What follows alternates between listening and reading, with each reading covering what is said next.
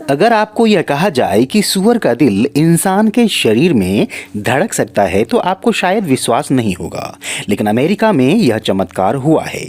एक 57 वर्षीय अधेड़ उम्र के व्यक्ति जिनका दिल काम करना बंद कर दिया था, उनके सीने में जेनेटिकली मॉडिफाइड सूअर के दिल को ट्रांसप्लांट कर उन्हें एक नई जिंदगी दी गई है।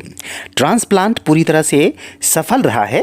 सूअर का दिल अब उस व्यक्ति के शरीर के अंदर धड़क रहा है। अपनी तरह का एक अनोखा मामला है जिनमें किसी जानवर का दिल किसी इंसान के शरीर में ट्रांसप्लांट किया गया है। विज्ञान की इस चमत्कार से उन लोगों को उम्मीद की एक नई किरण दिखाई दी है जो दिल के फेल हो जाने के बाद ऑर्गन की कमी की वजह से ट्रांसप्लांट का इंतजार करते करते मर जाते हैं। भारत में इस तकनीक का क्या स्कोप है, बता रहे हैं एम्स के heart transplant specialist doctor Milind होते। नमस्कार, मेरा नाम डॉक्टर मिलिंद होते है।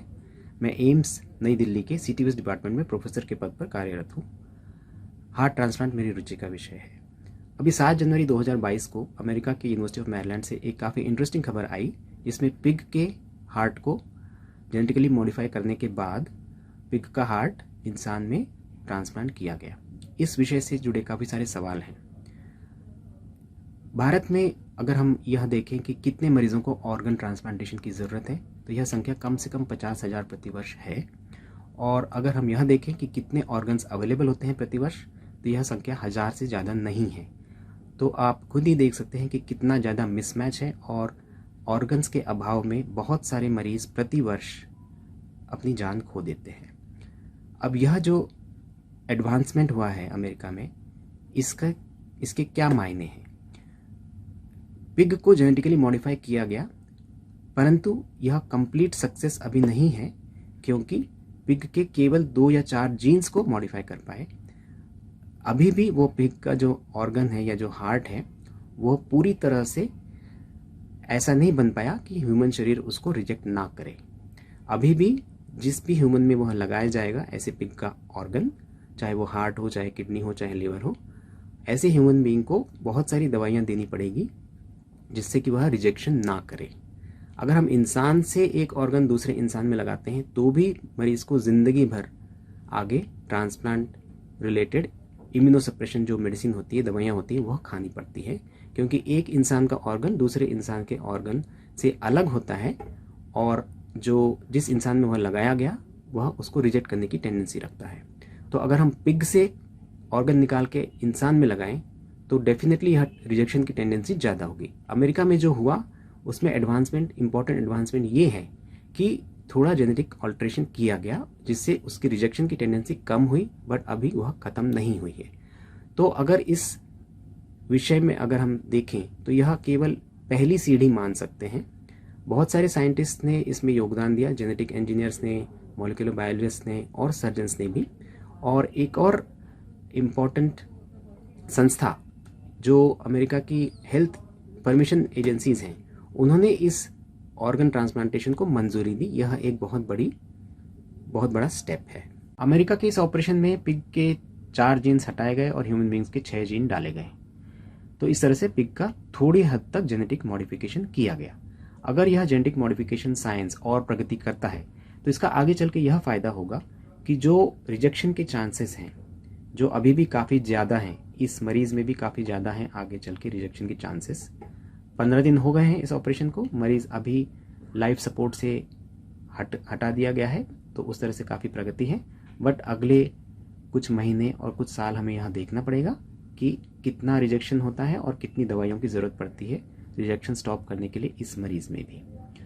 तो पिग के जेनेटिक मॉडिफिकेशन से यह फ़ायदा होगा, अगर हम ज़्यादा से ज़्यादा मॉडिफिकेशन कर पाते हैं, कि फिर हमें रिजेक्शन करने वाली मेडिसिन की संख्या जो हमें देनी पड़ती है या डोज जो हमें देनी पड़ती है वह काफ़ी कम हो जाएगी। पर अभी यह बहुत ही इनिशियल स्टेज है, कम से कम 10 साल लगेंगे ज़्यादा से ज़्यादा जीन्स को हम मॉडिफाई कर पाएँ उस दिशा में प्रोग्रेस करने के लिए। हमारे देश में यह ऑपरेशन अभी बिल्कुल भी लीगली अलाउड नहीं है। अब हम यह इमेजिन करते हैं कि इतनी प्रगति हो गई कि एनिमल से ऑर्गन्स अब अवेलेबल हो रहे हैं, तो उस स्थिति में क्या हमारे देश में ऑर्गन शॉर्टेज की कमी सेटल हो जाएगी? यस, इट इज़ पॉसिबल कि ऑर्गन शॉर्टेज की कमी काफ़ी हद तक कम हो जाएगी। एक सवाल इसमें यह है कि क्या इंसान एनिमल्स का या पिग का ऑर्गन लेने के लिए तैयार होंगे। तो इसमें दो पहलू हैं। कुछ लोगों को ऑब्जेक्शन हो सकता है। अगर 100 मरीज हैं जिनको ट्रांसप्लांट की ज़रूरत है, हो सकता है उसमें से 5 से 10% लोग कहें कि नहीं, मुझे एनिमल का ऑर्गन नहीं चाहिए। बट 80 से 90% पेशेंट्स, मुझे ऐसा लगता है कि उनको कोई आपत्ति नहीं होगी इसको लेने के लिए, क्योंकि इसमें कुछ फ़ायदे भी रहेंगे कि जो रिजेक्शन के लिए जो मेडिसिन देने की ज़रूरत पड़ेगी वह काफ़ी हद तक कम हो सकती है। हमारे देश में सर्जिकली अभी इस तरह का ऑपरेशन बिल्कुल भी लीगली अलाउड नहीं है।